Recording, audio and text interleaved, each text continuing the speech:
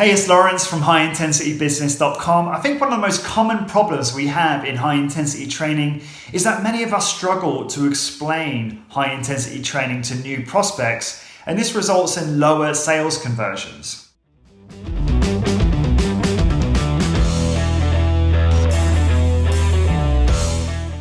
So there's a few key things you need to focus on in the initial consultation in terms of explaining the workout.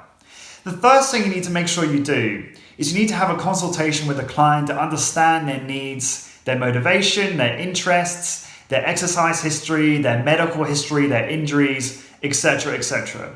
And once you know this, you can then tailor an explanation behind your high intensity training service to what they've just said. So for example, if they focused on fat loss, if fat loss is really important to them, you can describe how building more muscle will allow them to burn more calories day to day. And you can also say that if they go on a diet and if they provide a caloric deficit, then strength training is going to help them hold on to muscle tissue. So when you say these things, if they've already said that fat loss is important to them, it's going to resonate so much more and it's going to result in higher sales conversions. Once you've said that, you'll then want to go on to your training methodology and you'll want to introduce the workout. You don't want to spend too much time here, but you do want to explain a few key things to the client before you get started.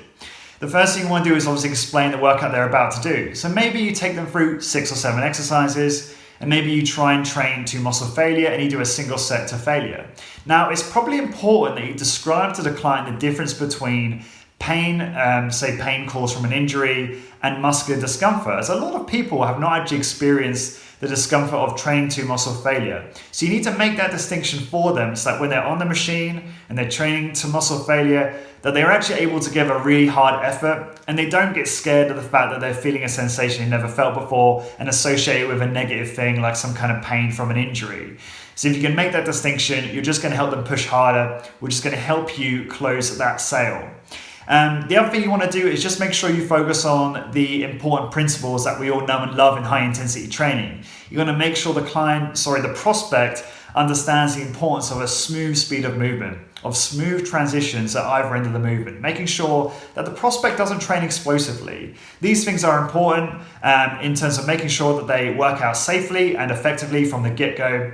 So hopefully that's helped you, and I think if you can incorporate those things into your sales process, you will convert a lot more of your free introductory workouts. Now, if you want more help and you want us to help you take your strength training studio to the next level, please join HIT Business Membership, which is where we give you how-to guides from successful strength training studio owners so you can grow your high-intensity training business with confidence. Go check that out at highintensitybusiness.com/join, or just click the link in the description below this video. My name is Lawrence, and this is highintensitybusiness.com.